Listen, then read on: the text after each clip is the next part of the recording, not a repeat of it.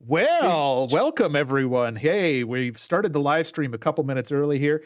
We're testing out some new software, so we figured we'd get everybody a little bit of time to log in, check out what we're doing. Normally we have a video to start this off, but we wanted to see if we could just jump right in here, see if people can see us and see the new format that we've got going on. So hello out there in Streamland. And hopefully you can all see us out there. And if you can, give us a wave. We would appreciate it. But we're going to be starting in a few minutes here. Hopefully you've had a wonderful holiday season. Marcos, this is the first live stream of the new year. So how were your holidays? What did you guys do? Well, holidays were really great. So we have a small house near the beach, like, I don't know, 50 miles from here, but it's a more quiet town. And we usually spend Christmas and New Year's Eve there. Oh, okay. Some friends rented the house, next to mine. So we share with them and regular stuff, barbecue, went to the beach. I burnt a lot of vacations days I had and used it. So it was good time, really good time. And, I have very good, strong hope and good feelings for 2022. I think it's going to be a better year. And, I hope we finally can see something closer and closer to normality as it was before. So I'm glad to also be the first guest in your podcast this year. Yes. So this is exciting for everyone who's joining us. It's a different time.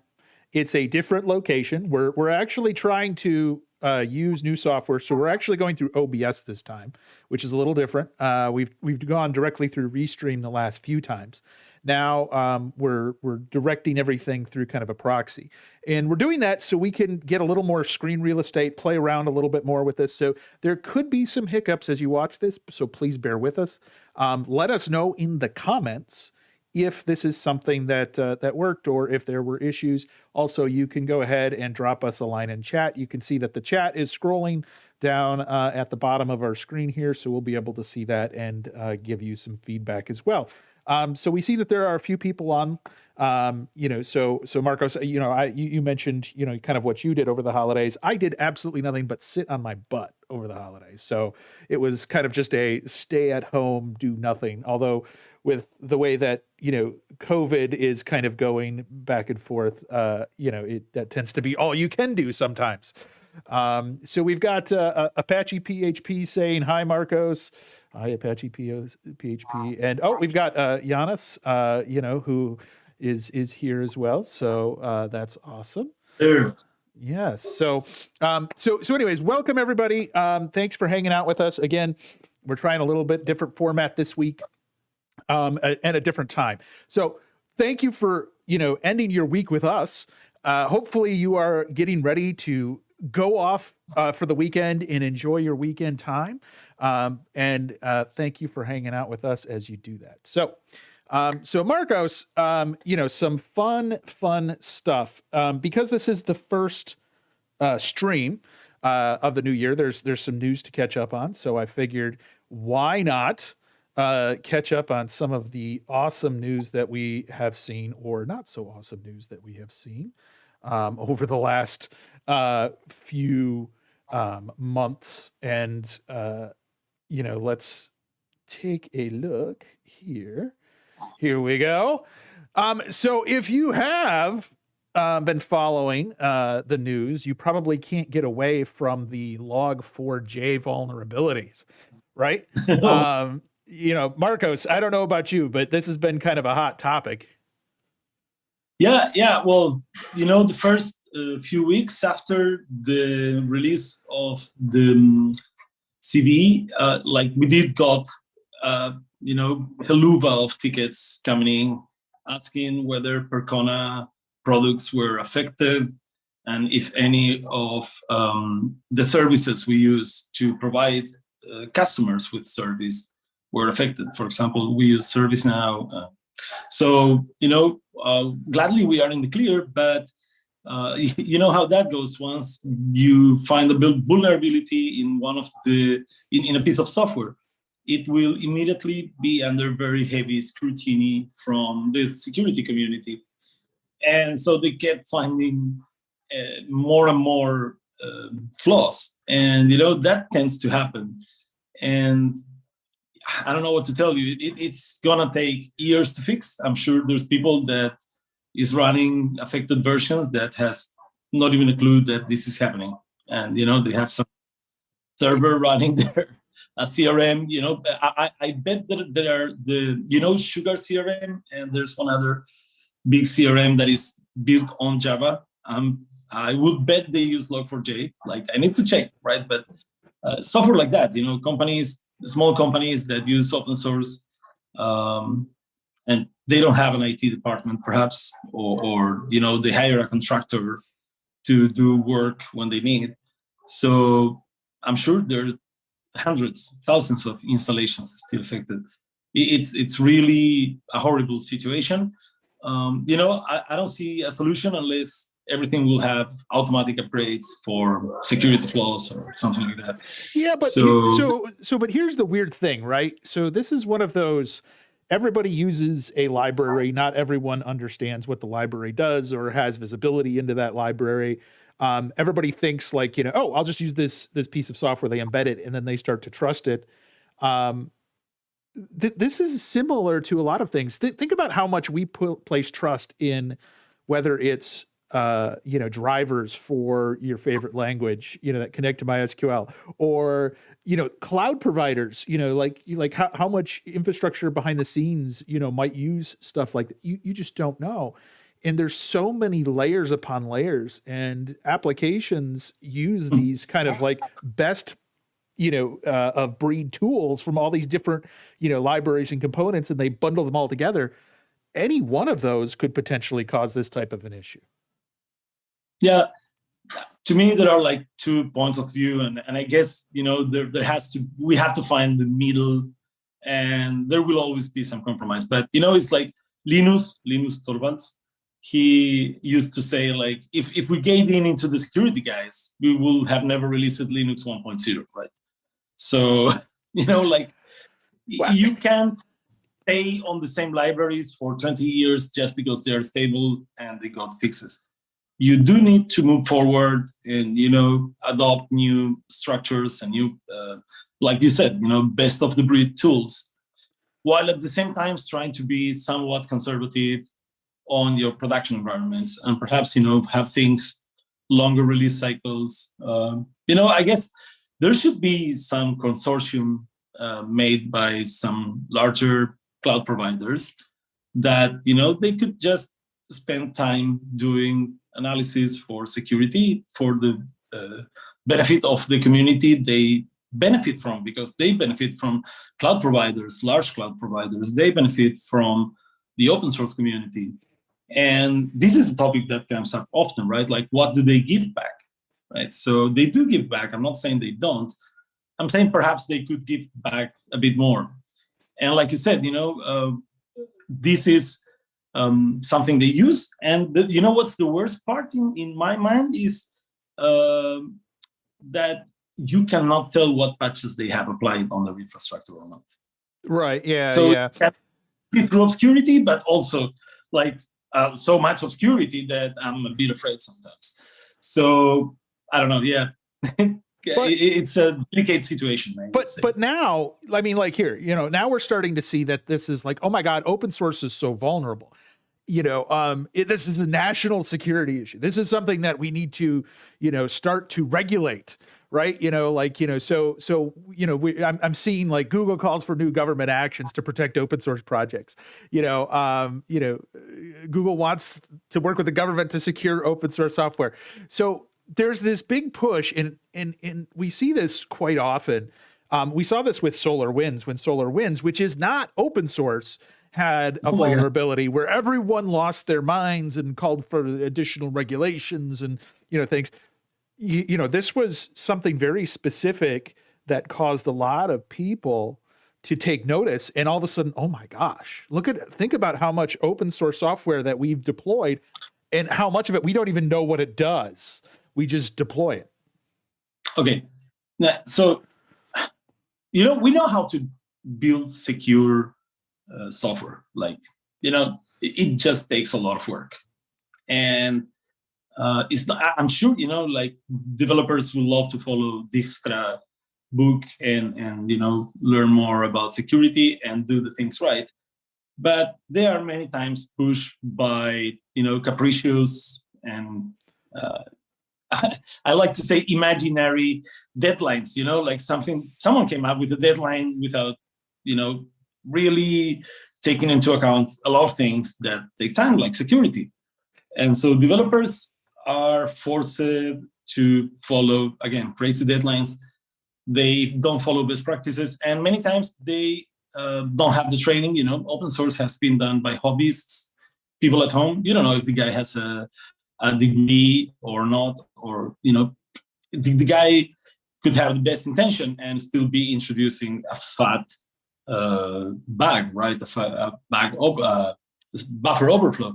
I remember Linus saying that a lot of his work was creating macros in the kernel so that other kernels developer will not botch it. And like... yeah. Defensive coding, right? Defensive coding. Exactly. So we know how to build good code. We just don't. And there has to be a reason for that. And the reason is the scarcity of resources to produce code. Because, I don't think it's a lack of money, because I do see companies, giving out very good salaries and a lot of money. They just can't, because they can't find out people. So the job market is insane at the time. And it's because there's such a lack of the developers and technicians at large that makes it impossible to produce quality code. So if the government wants to help, I guess they should focus on education. So let me ask you this. How much of this do you think is because a lot of really popular open source software is really underfunded, right? Like, so I know a lot of people who have created projects that have, what was that? I don't think WordPress is funded. I don't think WordPress is underfunded. No. But the quality of the code leaves quite a bit to be desired. Well, so, I mean, okay, so there's two components here, right? So there's the libraries that people rely on. And let's talk specifically about, whether it's JavaScript libraries or, Java libraries. There's all kinds of open source libraries out there that are, maintained by a, 1 or 2 person group who are doing it because they love to code. And they are not, they don't have deep pockets, right? And so that's something that, happens quite regularly. And it does expose some concerns. Now, this one, came up the other day. I have the colors library. Yeah. So I don't know if anybody saw this specifically. Dude, I empathize with the man. I empathize, but that is basically blackmailing, if you ask me. So right? So let's explain to those who are watching what this is. Okay. So there are some very, very popular JavaScript libraries out there that you can get through NPM, Colors and Faker, and those thousands of projects. Yeah, it's downloaded. I think they said like 20 million times a month or something, ridiculously large. And a lot of people do continuous deployment, continuous integration, where they're grabbing the latest releases to make sure that things are up to date. Well, the maintainer decided that he was going to break these. And so he introduced breaking changes to cause all of this to break because he was sick of giving people his software away for free. Which is a whole different angle than the Log4j, which Log4j was an unintentional thing. This is completely intentional. Okay, let me give you my opinion, because again, this is my opinion, not Percona's. So we are an open source company, and we know there are companies making billions of dollars out of the software we release. Oracle does the same. They release MySQL.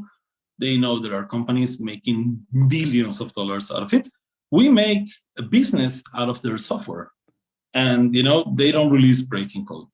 So I think it's wrong. If you want to get of course it's wrong. Yes, of course it's wrong.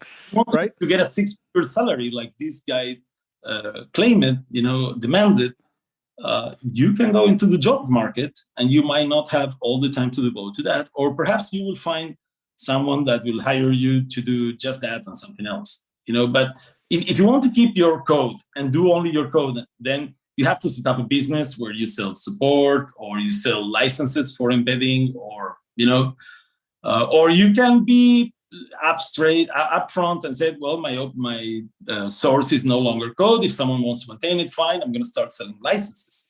It's valid, and you won't be considered evil if you do. If someone wants to keep maintaining an open source piece, they can pick up the glove and just continue doing it.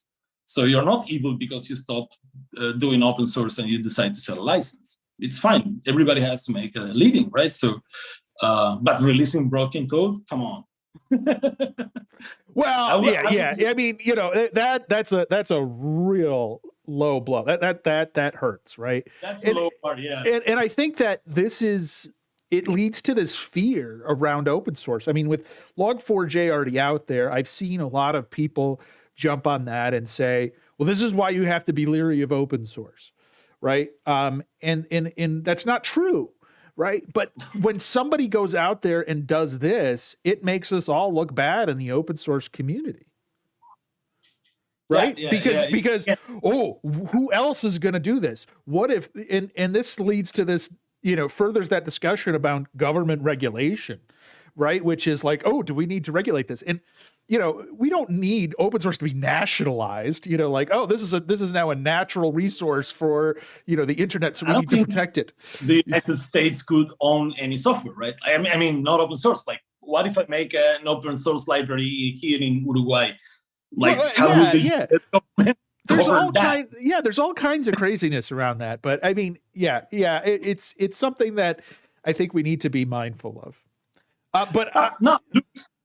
Again, perhaps what the government can say is, if we're going to adopt a library, then it has to go under certain scrutiny to, be approved. And like a certification, or like you've stamped the approval, like this is this version, right? And you almost have to go version by version, because in the case of Faker and Colors, right, that was the version worked. It probably was stable. They introduced something that caused issues, boom. And it's those small things that, I think everybody's just gotten used to update and it works. It doesn't always work. Oh, well, that's not true. Like, things don't always upgrade and work. Like, in databases, we tell people to be very wary of upgrades and to take them seriously.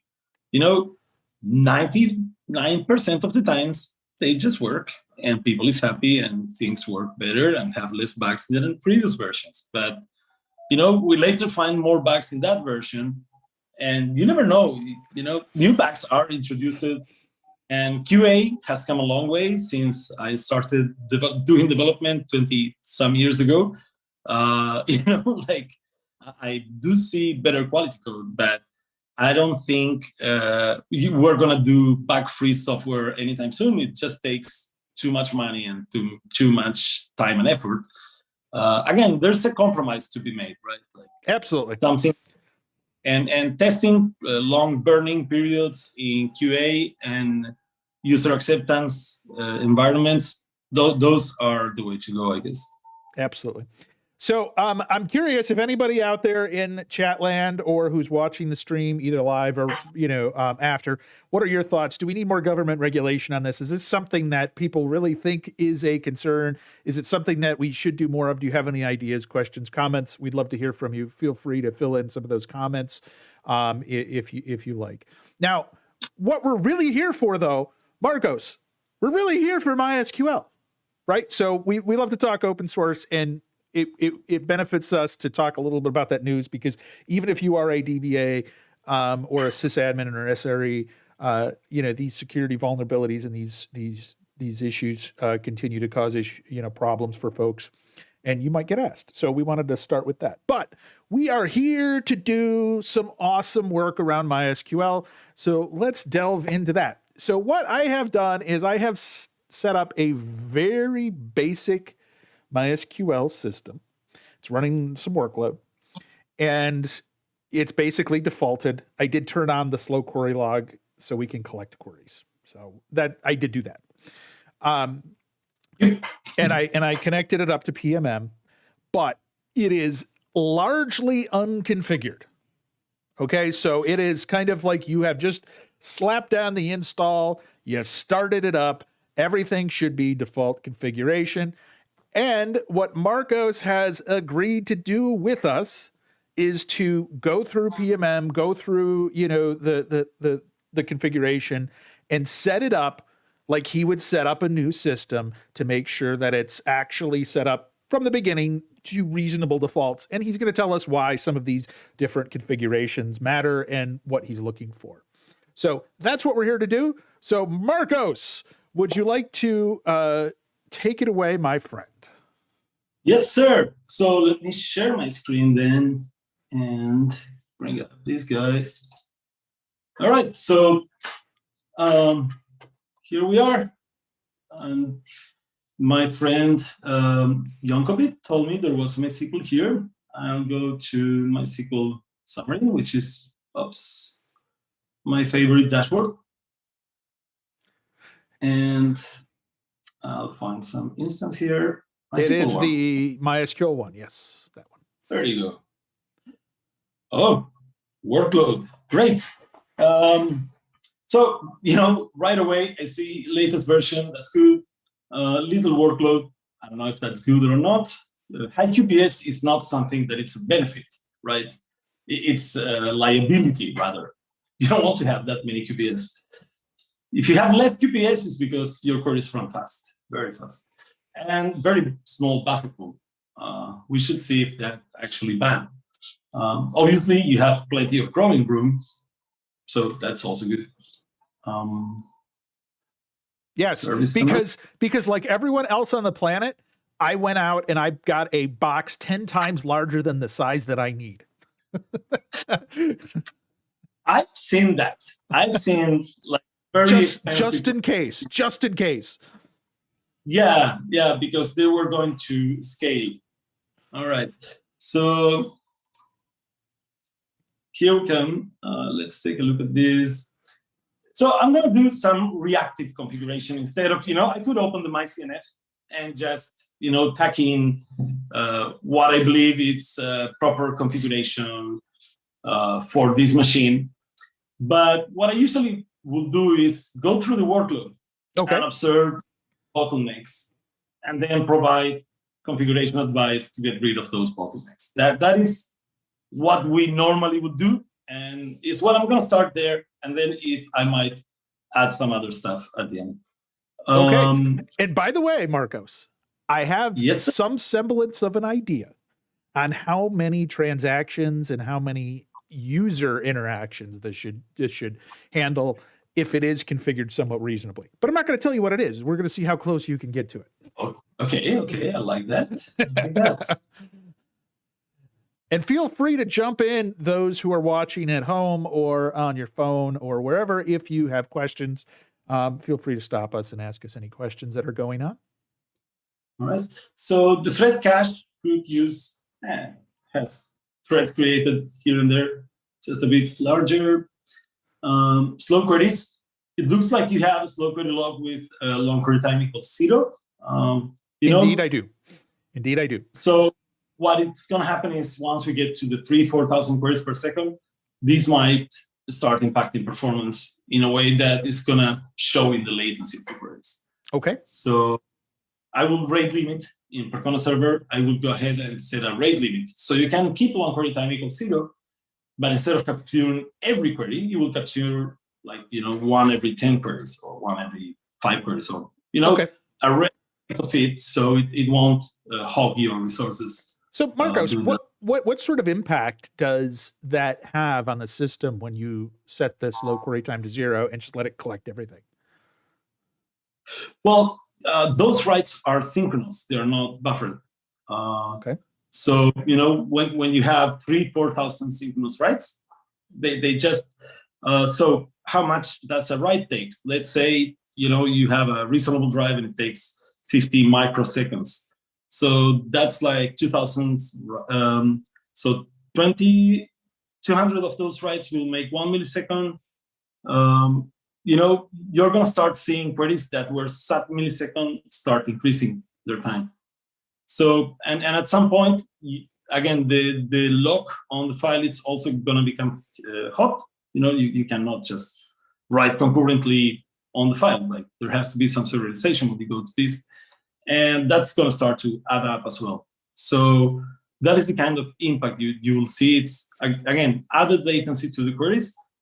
If there is so much added latency that queries pile up, when you have 20,000 queries per second, then you might be adding 100 milliseconds to your queries, so they're going to start up.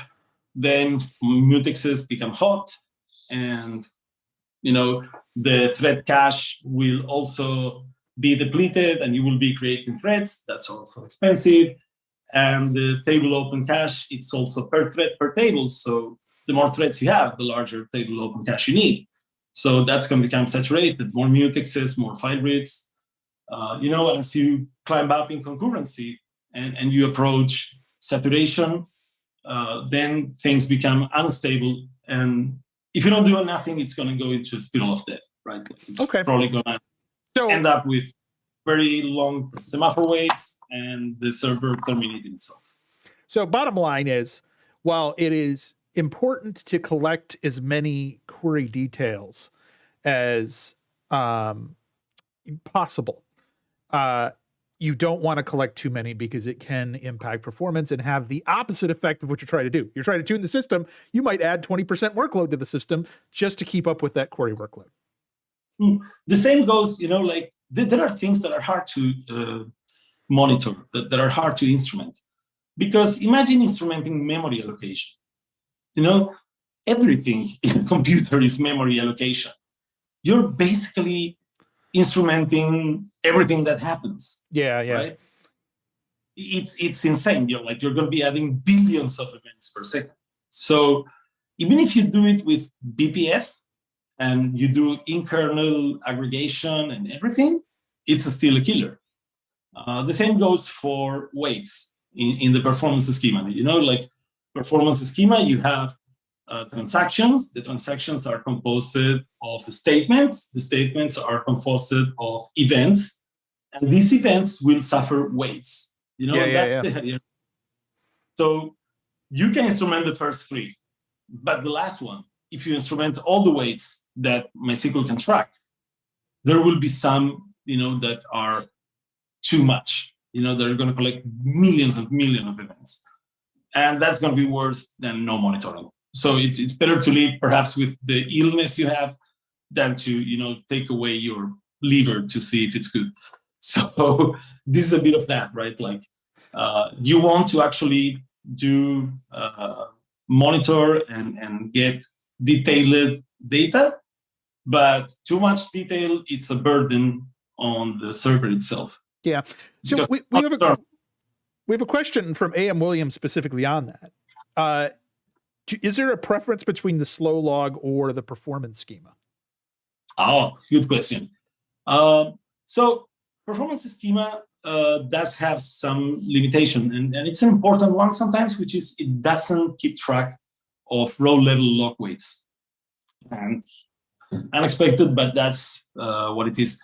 And also, you might lose events because performance schema is based on fixed size memory structures that you have to pre-dimension. And if you keep track of your show global status, or if you use PMM, you're going to see that there are lost events in show global status. These lost events, if you see them growing above 0, it means, hey, I didn't have the chance to actually record everything about these metrics because I didn't have space when the event came in. I had to discard it, basically. It will discard events.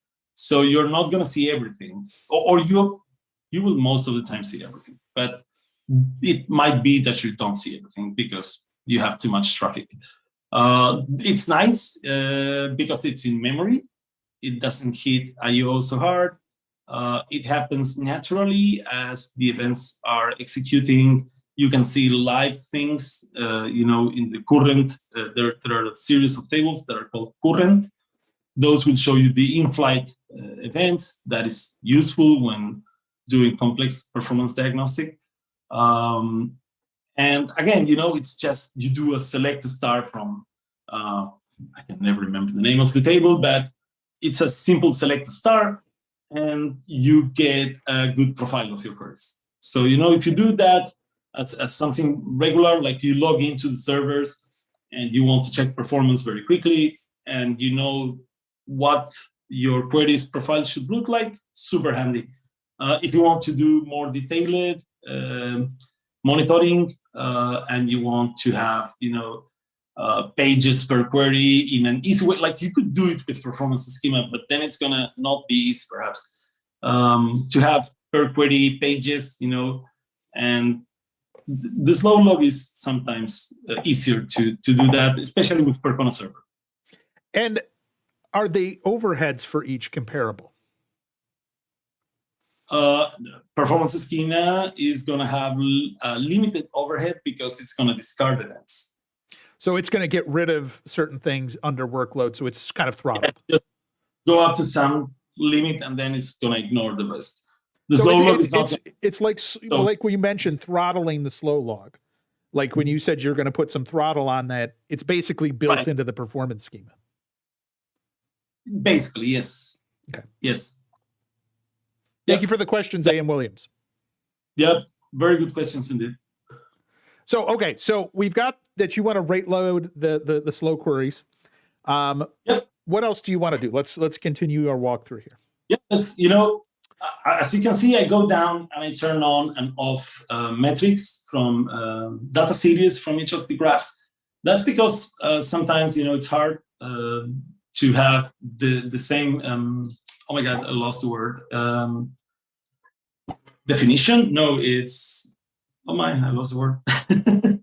So some things only happen, once per second. Other things happen a few dozen times, and they are dwarfed, and you don't see the spikes. So the same magnitude, right? The same magnitude, that is the word. So to see the spikes, what I do is I turn on and off. And so they're going to be each on their own magnitude. And, they're not going to care if there was a larger spike of some other metric. So I go down on each one. And what I try to do is find things that I know are bad query patterns or bad underdimensioned or overdimensioned things that are the result. Daniel Nichter came out with a book this winter. It's called, oh my God, I forgot the name. It's Efficient MySQL Performance. And, he says something that it's a very good analogy. It's like the workload is the light, and, MySQL is the prism, and the metrics are the reflection of that light, right? Like it's the composition of that light. So, it's like that. Like the metrics I see here are the result of the workload. So the thing is, try to understand, if you know that, okay, if I do sort merge passes, I can tell you might be doing very large sorting. So, I will try to find queries that will respond to this. I might try a slightly larger sort buffer size, not too much larger. There are very weird effects on that buffer. As I go through the metrics, I will look at the values in the configuration to try to understand if my hypothesis is correct, right? Or I will try to look for the workload to understand if my hypothesis is correct. So, it's a back and forth between looking at the metrics and looking at the configuration and the actual workload. So I do a hypothesis. Okay, you know, like I look here and say, again, what could be? I said, okay, yeah, I was looking at threads created, you know, and I look at this and I could say, okay, it's because you have a very small thread cache, you know. But then perhaps I will look at the workload and I will see that there's a spike in arrival rate.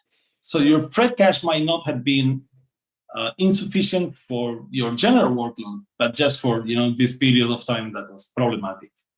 So I tend to look at both, and also working with the customer, you know, asking them, okay, what is, you know, your expected workload, right? Like do you expect to have like 30 concurrent running queries, or is like you normally will only have like 5? So, or I will go back in time and look at other times to see what it looked like. So going down, send the site, traffic, not table logs with.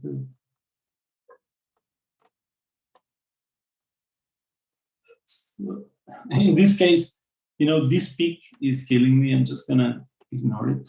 So the first peak there, oh yeah, it's the startup of the workload, right? So yeah, so that's kind of normal, right? When as you look at that, right? Yeah. It's not at all unexpected. It's just that if you have that peak in the graph, again, it's going to dwarf the rest of the values, and then you know what, you cannot clearly see where the peaks happen in the smaller scale, right?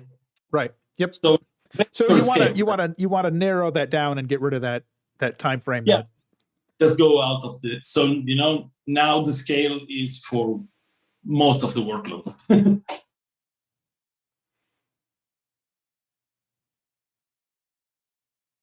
Uh-oh. Did I lose Marcos? Oops. Oh. Marcos, are you still there? Yeah, I have a blackout.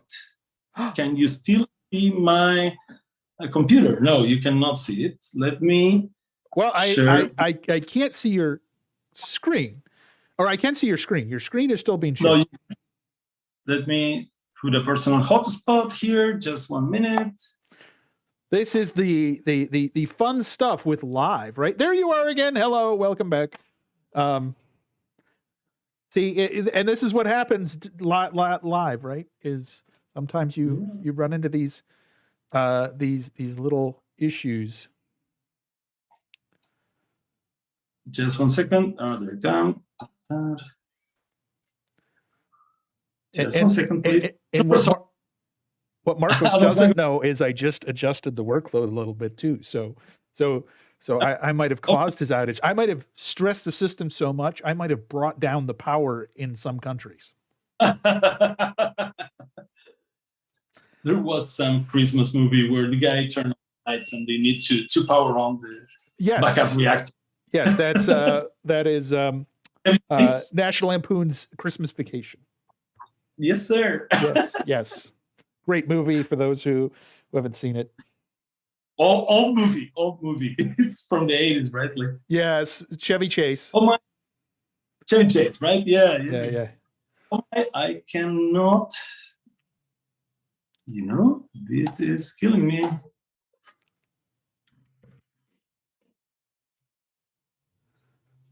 It's always worse when someone's watching over your shoulder. Yeah, yes. Oh, there you go. And the pressure's on, you know, to jump back on and get things moving.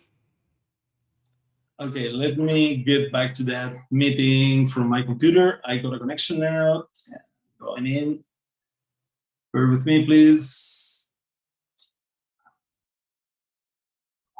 Man, and it's literally 40 degrees.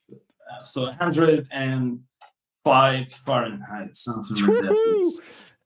Yes, and here I am in North Carolina preparing for an ice storm, snowstorm, which we never get. So there you go.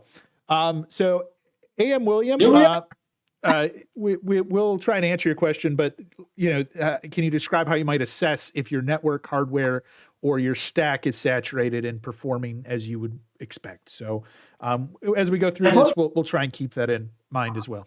Okay. Yeah. I'll show you where I look for network saturation. There's one metric exposed here, and then I think we can see others through payment. Let me go there. So, system memory is so large here versus the InnoDB buffer pool that you can see that the buffer pool is not visible. And that's what I was talking about, the scale, right? That's why I turn on each one individually. Let me turn off the audio for my UPS. Okay. So we are on backup power. That's how dedicated we are to you. Is we experience power outages and we still continue the live stream. Yes, sir. That's right. There you go. Oh, let me refresh this last 1 hour. So you said you increased the rate, huh? Oh, what happened here? Less questions. I said I changed the workload. Yes, sir. Oh, you didn't increase it, you just changed it. Very subtle of you. Let's create 10 files. What have you done, Senor Yonkovit? Well, you just continue down your path, and it will eventually catch up to you. Yeah, I'll get there. So, mostly deletes. That's a weird workload. Select and deletes. Your database is gonna run out of rows very soon. Admin comments. This is probably ping. Insert and set. So we discussed this in a previous podcast. This is your Python. Oh yes, it's the pinging to make sure that the server's still alive. Yeah. So right, hourly. I don't want hourly. And you're reading more rows. Let's query more rows.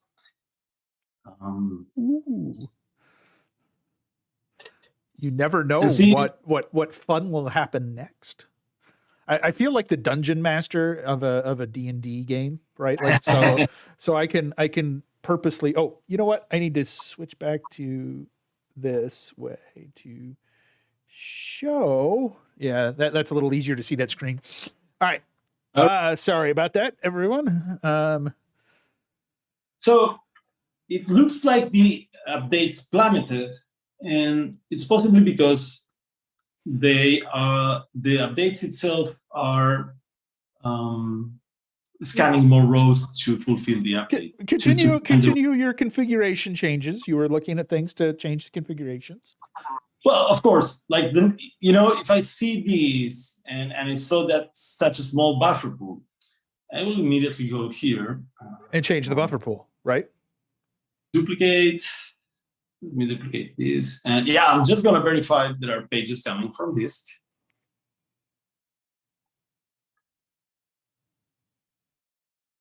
I would go to MySQL InnoDB details.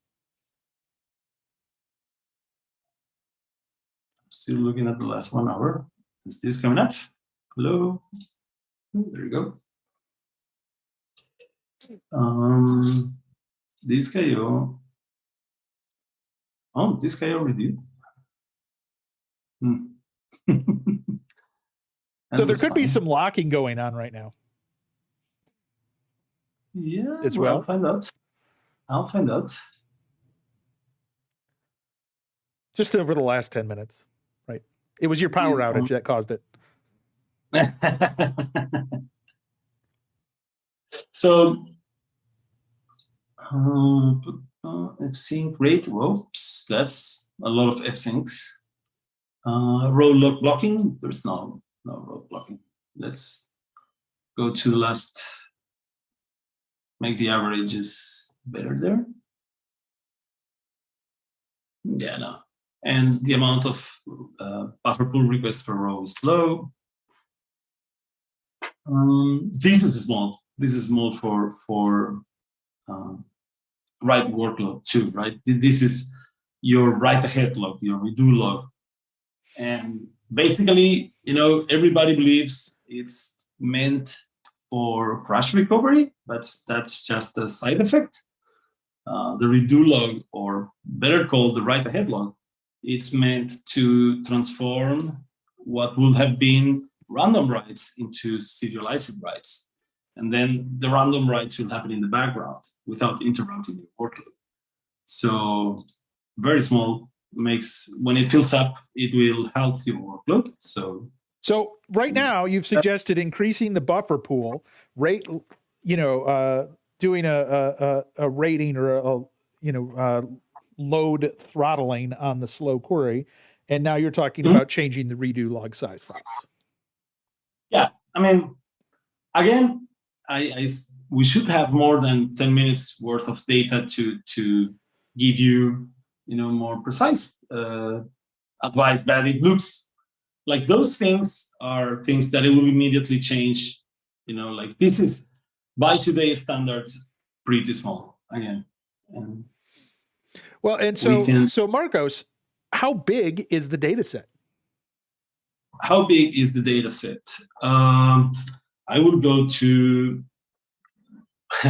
so I'm not sure if your PMN has it enabled. Most of the times we don't see it enabled because it will take too much. Movie JSON test. Does this have a total? I can't remember. No, it's right. Data and index. It's the graph right there. It's the graph. See, so you're at about 11 or 10 gigs. Yeah. So you've got a 128 meg buffer pool with a. You are the first customer in a long time that has this enabled, Senor Yonkovit, because most people cannot use this because they have thousands and thousands of tables. Well, in 8.0 is better, but in 5.7 and before, this will have caused a lot of contention because it will have to read the FRMs from disk. So it was a painful thing to do for more than a few hundred tables. So 10 gigabytes, and your buffer pool is 128 megabytes. I will dimension to something like 16 gigabytes to give you some growing headroom. So yeah, that will be. I would have done the query manually on information schema, to be honest. But yeah, which you could still do. There's nothing that prevents you from going to the shell, Marcos. You don't have to stay in PMM if you can't. Oh, well, let me look up a blog by our fearless leader, Percona table size blog. Yeah, there we go. Our fearless leader wrote this eons ago. 2008. Wow. Yeah. And it still works. It still works. It was a good query. Quality query. We'll go like this. Let me stop sharing so I can start sharing again with everything in my screen. There you are. This is, oops, I'm gone. Here we are.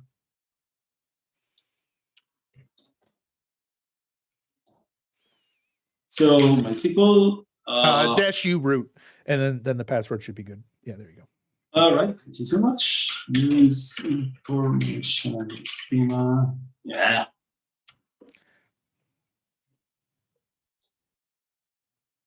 Oops. That's kind of the slowness I was talking about. Well, so keep in mind that the system is relatively busy. All right, let me do something before I get here. So I'm wondering, like, you know, it's interesting, Marcos. I often, like me personally, I look at the system before anything else in a lot of cases. Yeah. So yeah, I think I do. Yeah. So what I see is you're killing the disk, of course.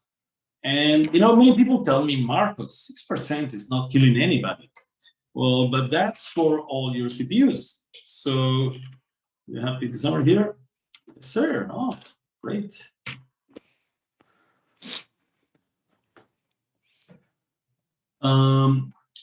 So you have how many CPUs here? 8 CPU cores, and a bunch of them are running. One of them is running turbo. The other ones are running top speed. So 7 out of 8. It means you could have like someone waiting 50%, something like that. So let's see. Empty stat dash p dash u.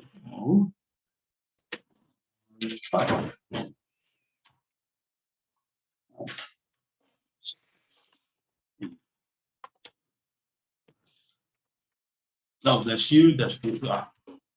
There you go. That's it. So you can see, actually, there are some guys waiting 20 and 15%, and all of the threads are IO waiting, actually. And it's more IO wait than actually user land CPU. So it's dominated by IO wait. And if you do,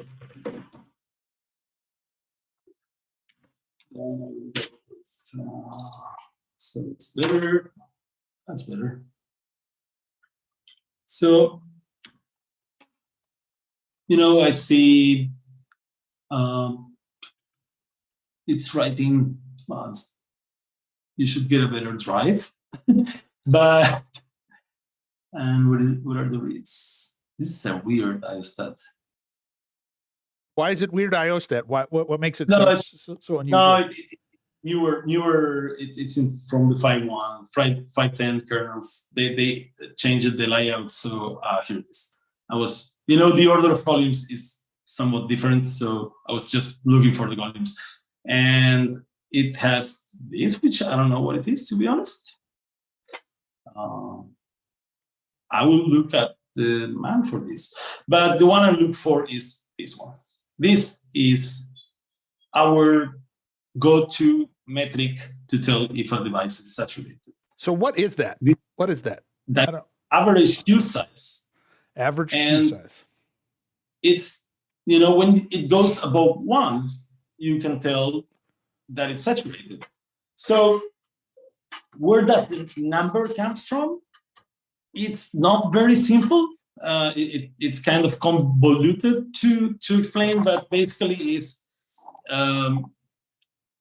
you could look at it thinking it's, if you were on a supermarket, and you have multiple cashiers, and you get to the cashier, and either there is one that it will be able to take your request immediately, or you have to put yourself in the queue. So if we look at the cashier situation every fixed time, right, we can see whether we always see people in the queue, and if they wait that full amount of time or not. So if, let's say I look every 60 seconds, and then, if I only have to wait 30 seconds to get into the cashier, then the queue size was 0.5. And, if I have to wait the full 60 seconds, then it was 1. If there's more people in the queue than the queue that have to wait for a full minute, then it will grow. So, and what is saturation?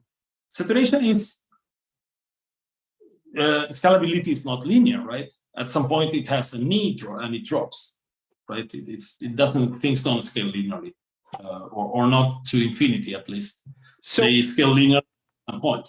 So when you see this, when you see this, what do you think we should be tuning?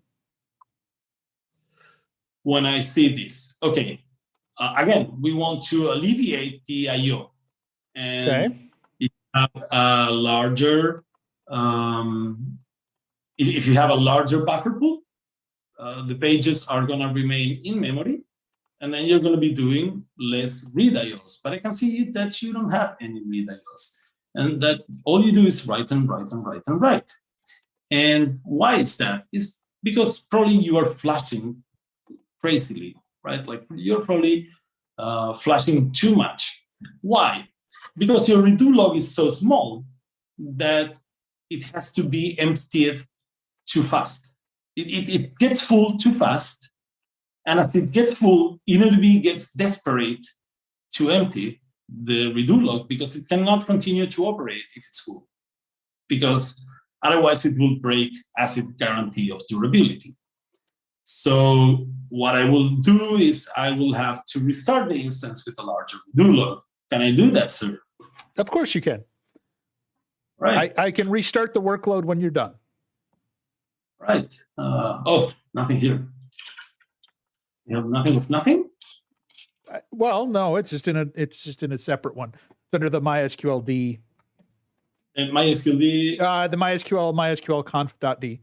It's under the. Okay. Yeah. There you go.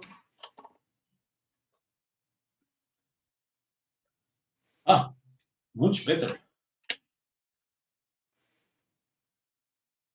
Of course, this is somewhat suicidal. Like, you don't want to keep only 1 day worth of bin logs unless you monitor your databases on the weekend and you have someone to react within a few hours. So for this, it's a test system running. So I want to get rid of the bin logs as they write them.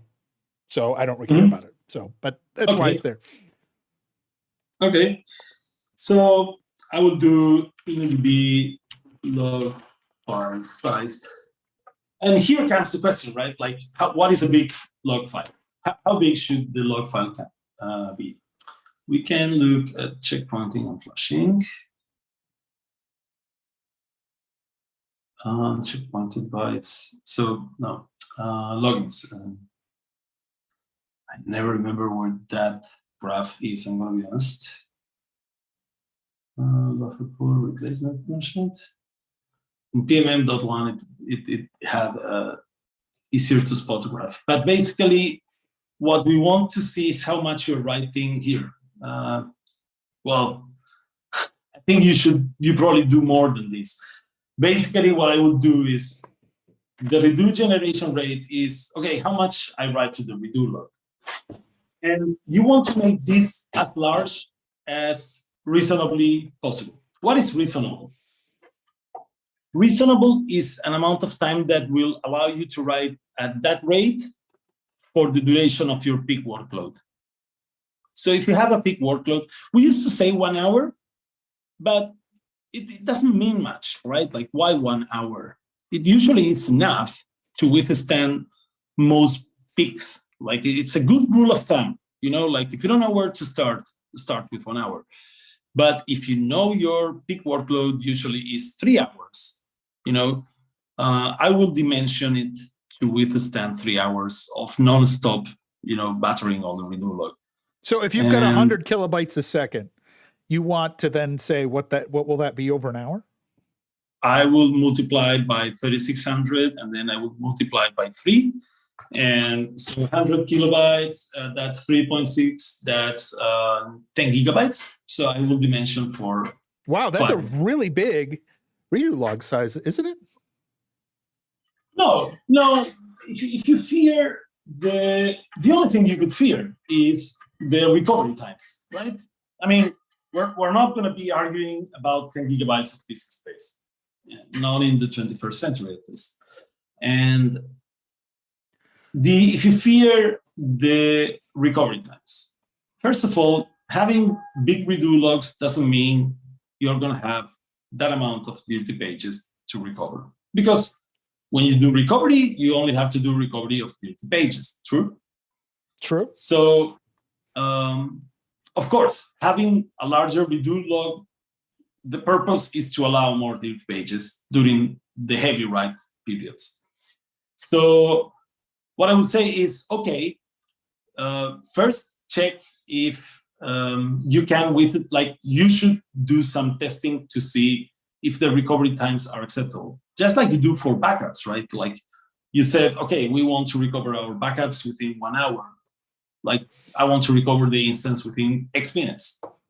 Then you should generate a lot of dirty pages and go through the crash recovery to see how long it takes in your system. It's not hard to do. I mean, building up dirty pages, and it will allow you to estimate how bad it will be.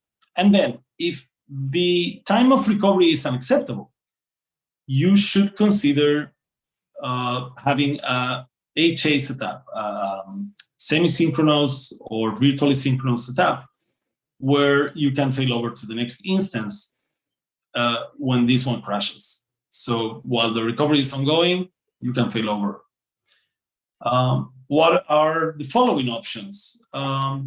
Well, you could get faster drives, or you could try to convince your developers to write less. But you know, if you want to do, I mean, it all depends on your write rates, right? Okay. Okay. So let's make it 10 gigs. I mean, let's do it. No, I think I did the wrong math. I did the wrong math. I must have done the wrong math. Did I convince you otherwise? So let me see. 100 kilobytes, it's 1024, right? So that over the course of 1 hour, over the course of my peak workload duration, so that's 1 gigabyte, right?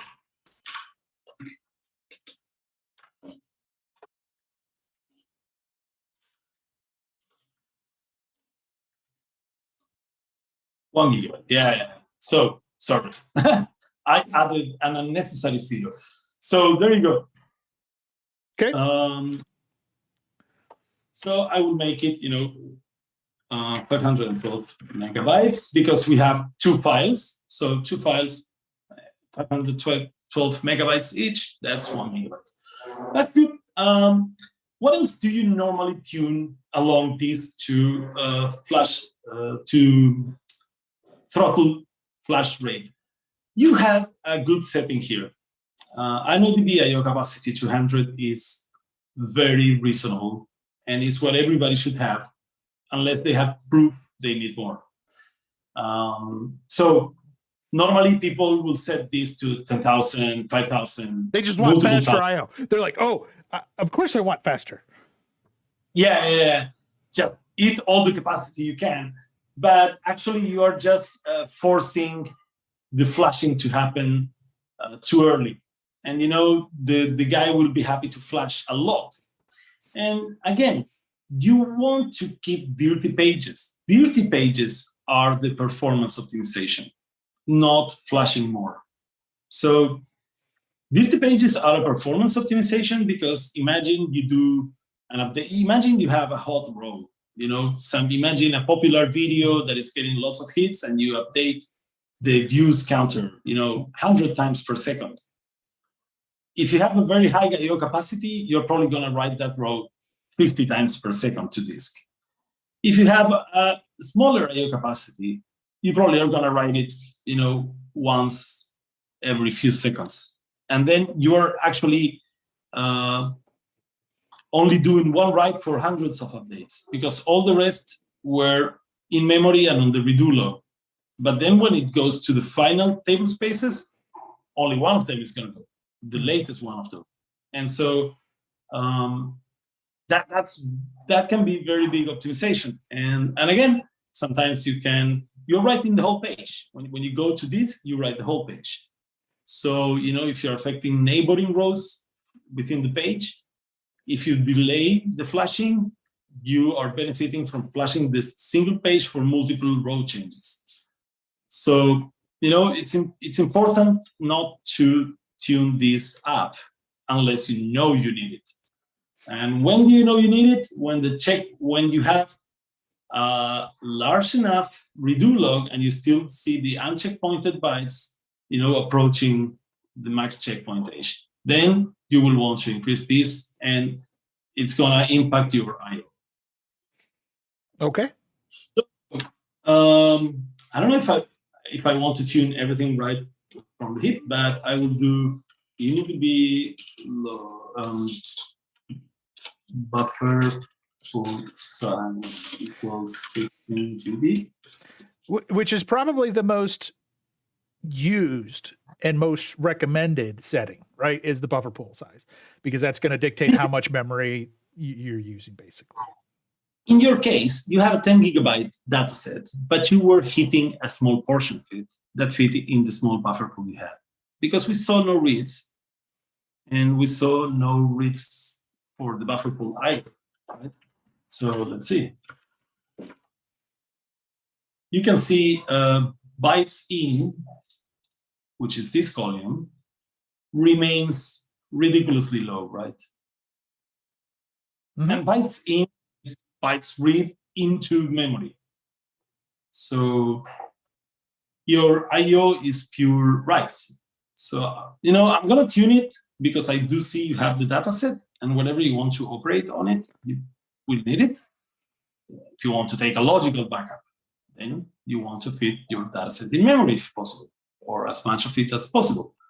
So you want me to add more disk IO? Is that what you want me to do? Oh, no, wait. You don't have NUMA control? Okay, let me add this NUMA control, it's like that. Oh, no passwords, less sudo. Oh my God. It's just for you. Thank you. NUMA control hardware.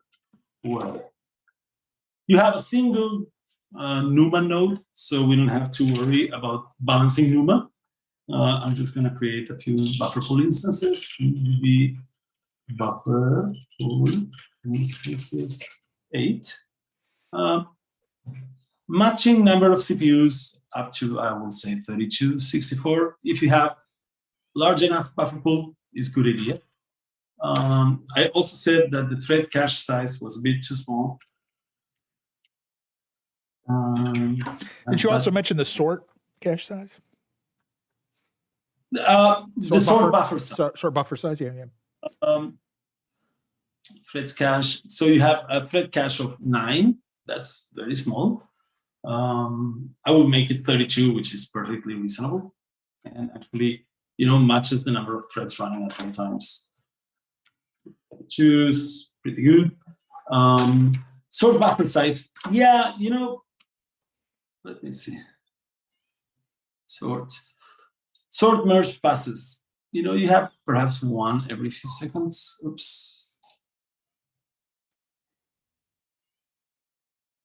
So.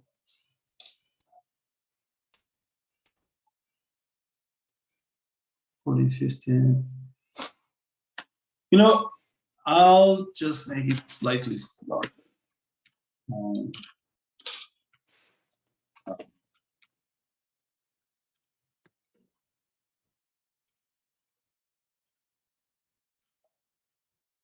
Oh, the light came back. No, he has power. Sort buffer.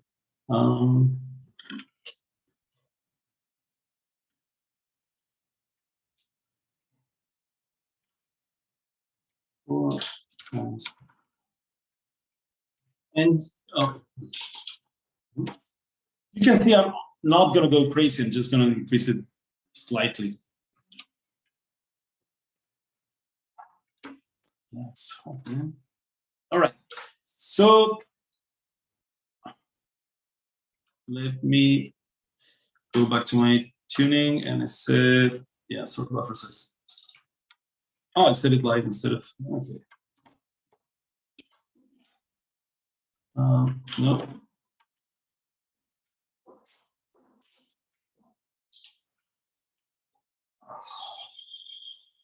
All right, what else am I missing? There's more tuning we could do here. I would normally, unless we're already at huge sizes, I will normally over-dimension this. So I would say 786. 768, sorry. And I will do. So you mentioned a lot of F-syncs. Sorry, say that again? You mentioned a lot of F-syncs when you were looking through. Oh, yeah. But then I will always try to keep the fsinks if possible, because those are providing durability guarantees. So what I think is more reasonable is to first try to tune for full durability and see what the system can handle. Then I will turn and say, hey, you know, like, we are absolutely killing the system. We are going to have to decide whether you want to, you know, relax durability or purchase more memory or faster I/O, or convince the developers to do something different. Many times, there's something different could be, you know, deleting old rows, or, you know, convincing the company that retention periods should be shorter. I don't know, so many things to do, but depend on the case. But yeah, I could relax durability. I just don't think it's ideal. Okay, I think fair enough. Fair enough. ideal is Continue on. to tune for it. Of course, it's something we often do. And if you do flash log at TRX commit equals 2, you will only lose data if the whole system goes down, right? So like if the Linux server goes down, if MySQL goes down, then it's very, very, very unlikely you will lose anything. So back to this. InnoDB flash, no, adaptive flashing. So this is 10 by default. And what it's telling you, as soon as we have 10% of the redo log full, you should kick, the adaptive flashing should kick in. So there are two different algorithms: background flashing, adaptive flashing. Right. We prefer to do background flashing, lazy. We like lazy. But, you know, when things start to fill up much, it's better to allow the adaptive flashing to kick in, which is what uses InnoDB I/O capacity max. So once you hit that level, then all of a sudden it's like, okay, get rid of it as fast as possible to catch up. Yeah, don't let this fill up, because otherwise the whole workload is going to have to stop. And if we let it fill up more and more, then when we realize it's too late, you're going to have to flush very heavy batches, and that might be worse. So we want to start not immediately, but not too late. Right. So that's why I increased the log file size a bit. And so what I'm going to do is say, instead of 10, when 10% is full, do it when 20% is full. Okay. So what this gives is, you know, if you have recurring peaks of load that are not so huge, and those happen through the day all the time, this is going to allow the background flashing to get rid of the dirtiness without ever kicking in adaptive flashing. And if adaptive flashing comes in, it's still not going to be so gross, right? It's not going to do crazy flashing, like massive amount of pages flashed per second. You know, I will put InnoDB I/O capacity here, because I/O capacity is 200, but I/O capacity max is 2000. And I know, top of my head, that part of the algorithm is dividing I/O capacity max by I/O capacity. So the ratio between this is going to tell how hard you're flashing. So I would say I/O capacity max, instead of making it, you know, 2000 to start, I would make it 1000. And again, I will later look at my stats. This can be tuned on the fly. So, you know, I start low and I tune as we go by observing the workload and making sure that the checkpoint age, which is the amount of dirty, basically, and that the history list don't grow unbound, you know, that they're kept at a certain rate. Like they're going to increase, history list is going to increase a bit. You know, if it doesn't go into the hundreds of thousands, it's fine. And checkpoint age is going to grow a bit. If it doesn't go into the 40% of the redo log, then we're good. So again, you know, I let things grow and I look that they don't grow beyond certain points. And that's the sweet spot. Okay. If I see things continue to grow, I will push this up. And that's it. I'm going to restart your instance, sir. Okay. You had some table hits. Let's see. Yeah, you had a few misses here and there. I guess as concurrency increases, we could see more of this. So I'm just going to increase it a bit. Which is what? What are you? The table cache? Oh, sorry, yeah, top table open cache. You couldn't have 4K, which is reasonable for many workloads, but you had some misses. You obviously had some misses, very few, I admit. But we prefer to have none, as the dictionary can become pretty contentious, and this is actually forcing you to read things from disk and then evict them again. So why not have a slightly larger table open cache? I don't see the instances. Let me remove that.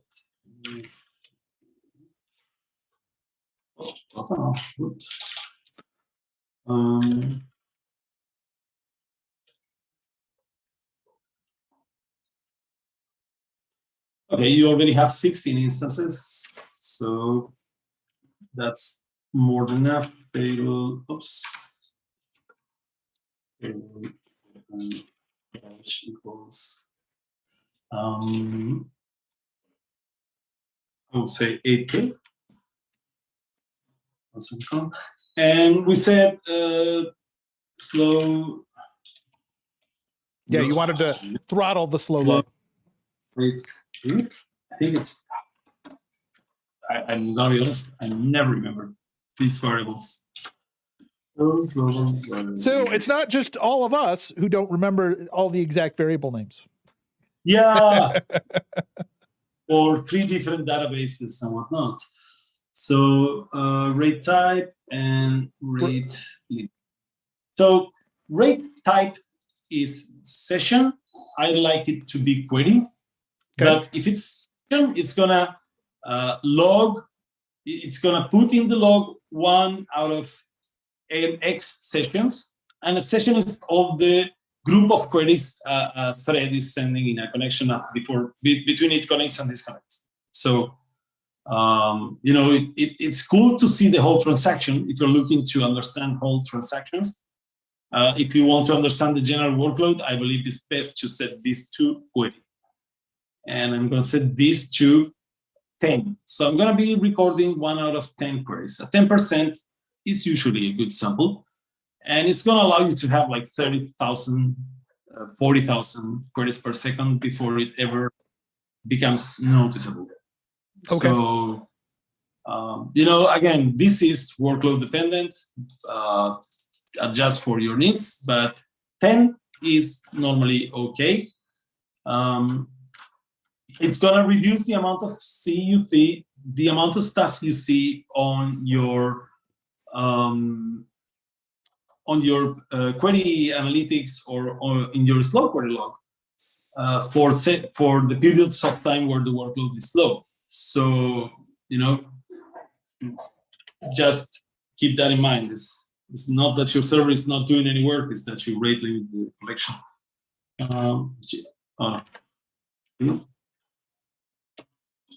Was it too far? Rate type. It was fine actually. 10. Wait. All right. All right. Do I want to add anything else?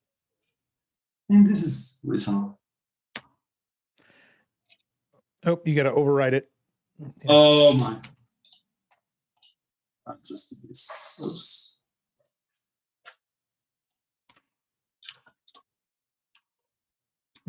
Yeah, you need to sudo. So it's interesting because some people think they have to set a ton of things, but a lot of times it's just, 5 or 6 very specific things that can make all the difference. It doesn't have to be a ton. Sorry.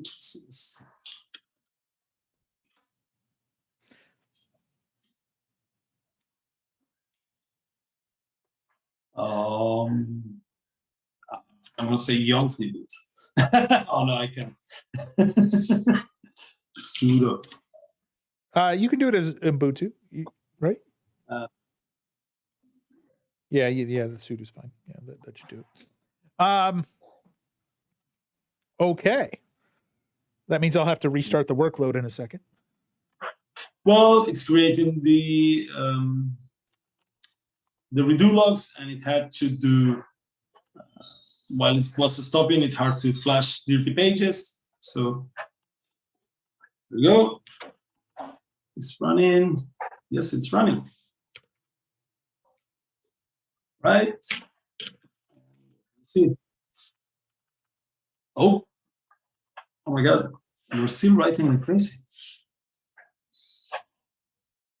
So what'd you do? What did you do? What did you break? Right. So let me show you how I do it. Let me see.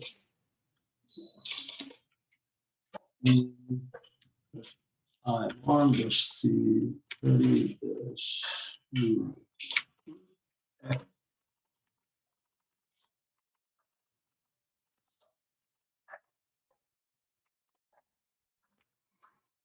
All right, I gotta kill the workload and restart it. Oh, you just restarted the workload? Oh, I'll have to because all the connections dropped. So okay. because obviously you shut off the database and I don't have it smart enough to reconnect on restart. Okay. So I just need to rerun it. It's not a big deal. Oh my God, you love writing. I'm not writing. Someone's writing. I don't think I'm writing unless the system didn't go down. Oh. What? What are you seeing? What? Sorry. Why are these guys? MySQL is not doing any IO.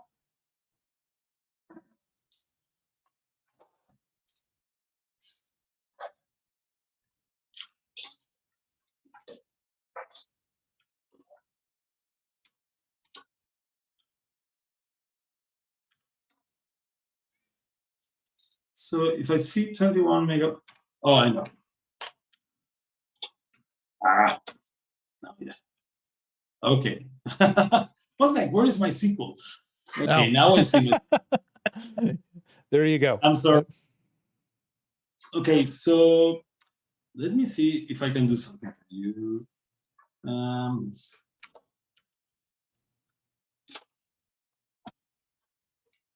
Let me do that again because it's now writing more than before.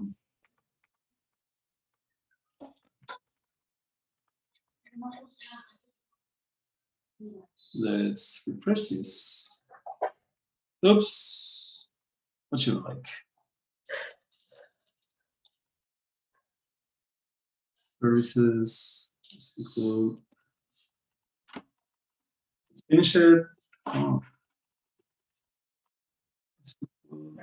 Instance summary. And I will do pt next r. Let's do.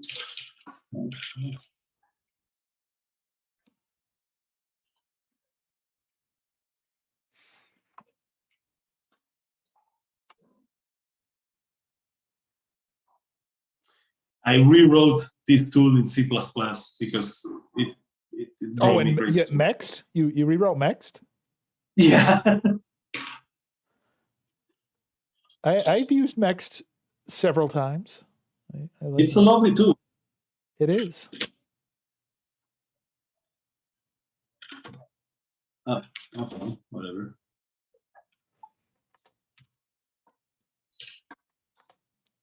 All right. So bytes sent.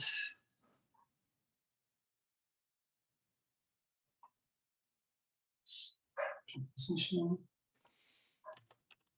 Oh.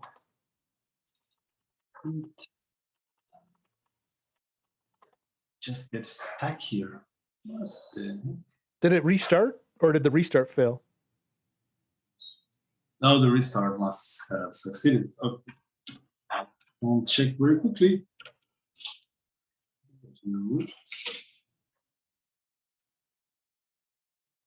Uptime. 4 minutes. Okay. So. Well, I did. The workload is running now. It did kick off. No, but you know, I see a stall here. Like it just nosedives everything. I'll find out what it is. Marcos finding an issue. Wow! Now you're deleting all your pages. Like everything is dirty. Well, I mean, so is it? No. No, but like how much is free? Okay, it's still warming up. Yes, it'll take a while to warm up, right? Yeah.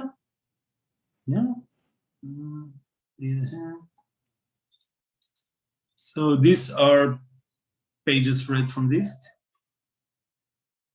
And it's also creating new pages, right? Because it's not reading from this, but they are no longer free, so it's creating new pages. Those are for the inserts. And it continues to insert, and it continues to scan, but everything else drops. Well, keep in mind, warm up, right? So the app needs to warm up. So it's possible that you were going through the loading process again. Right? Because it has to warm up the app. You're writing 60 megabytes per second too. Bytes.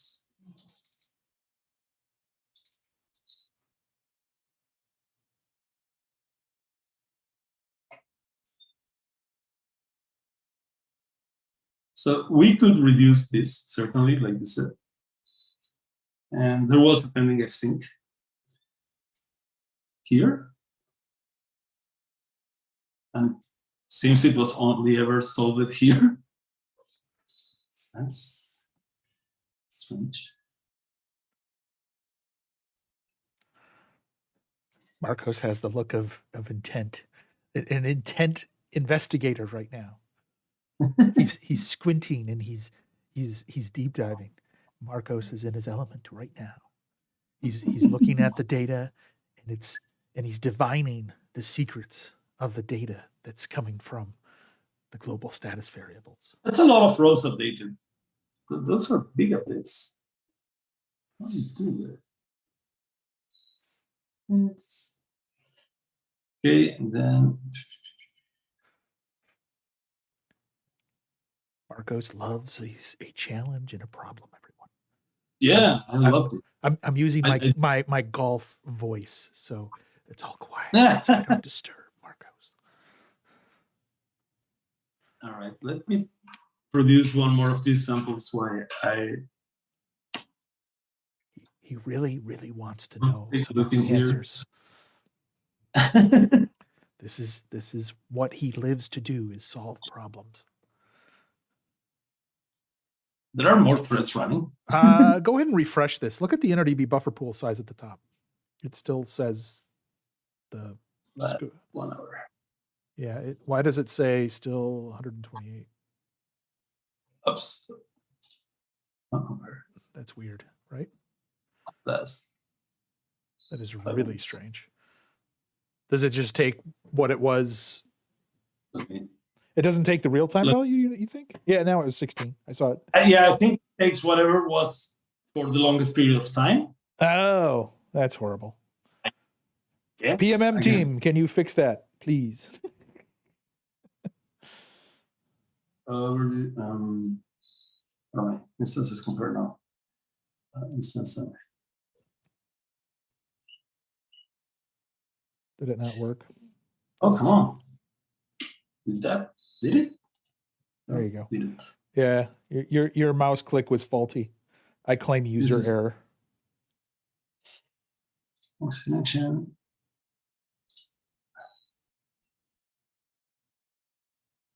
No more threads created. That's good.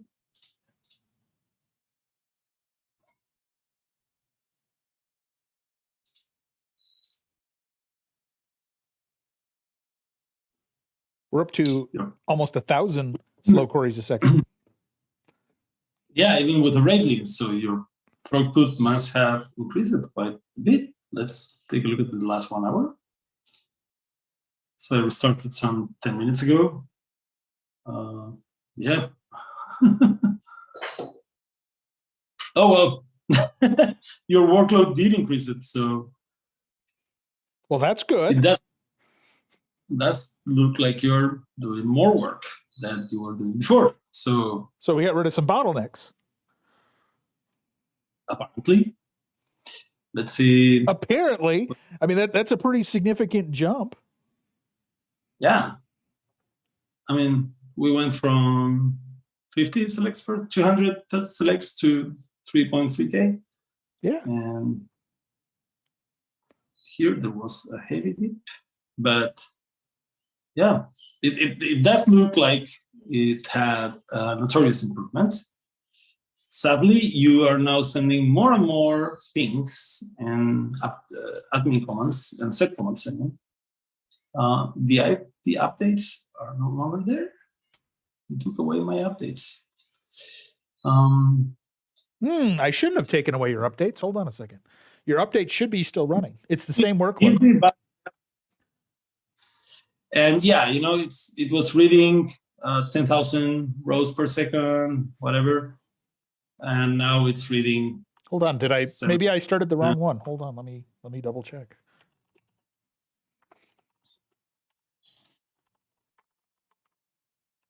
It's reading a helluva of rows. I will immediately send you to improve your queries. Well, so I can tell you, here's an interesting thing. It's running the same workload. It's running my kitchen sink workload. Yeah, it's kitchen. That's what it says. Kitchen. Yeah. Kitchen one. So you can see. Okay. So if you look at that it'll show how many threads for each.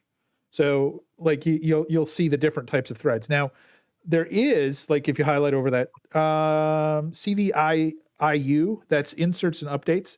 There's 10 threads running inserts and updates.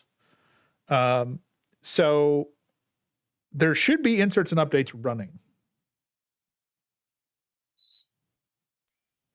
Inserts update 10. Yeah, so that's 10 threads that are dedicated to that type of workload. I can see the inserts. You know.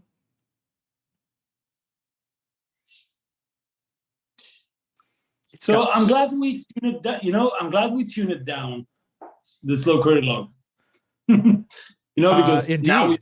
So how many queries a second are we getting total? So if we're getting 1,000 slow queries, so 8,000. That's more of what I normally see is around that 8,000. Yeah. Okay. Yeah. So you were in the 200 to 300 range, and look at how much you spiked that up by making those small changes there. 40 times. Yeah. So Marcos, you mentioned the next thing up is query tuning, and maybe that's what we should do is take a snapshot of this instance. I'll save it, and we can come back on another live stream in the future, and we can then go right into the query tuning. I'd love to. Then, it's a good time to stop. We've been here like 90 minutes. Yes. So much for having me. It was super fun. Took me a while to figure out why you were writing so much. You know, at this point, I just let me add one very quick thing. If we look at InnoDB details, we're going to have to retune this one more time, right? Because now the generation rate demands those 10 gigabytes I was telling you about earlier. Oh. We could get more out of this one yet. So you think we could even get a little bit more throughput? 1,000. Wait, I didn't say 1,000. I said 200. Did you actually? I think you might have put, like, go back to the config real quick. I think I know what you did. I think you just meant, I think you doubled up InnoDB. Yeah. That's why it was writing so heavily, man. Oh, yeah. You got to be careful with that syntax, man. You got to be careful. Oh, but that's okay. That's Everyone, we hope that you enjoyed this live stream. This is our Friday afternoon live stream. You know, we were doing these before in last year. Marcus, if you want to, oh, wait a minute here. Hold on a second. We hope you enjoy those.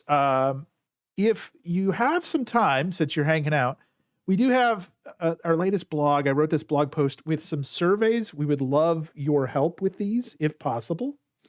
It would really help us out quite a bit, actually.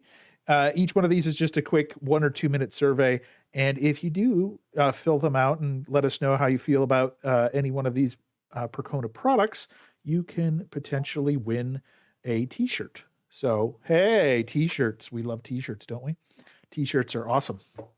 I'm going to go ahead and I will put in the chat for those who are following along this link. We would love for you to, swing on by and check it out.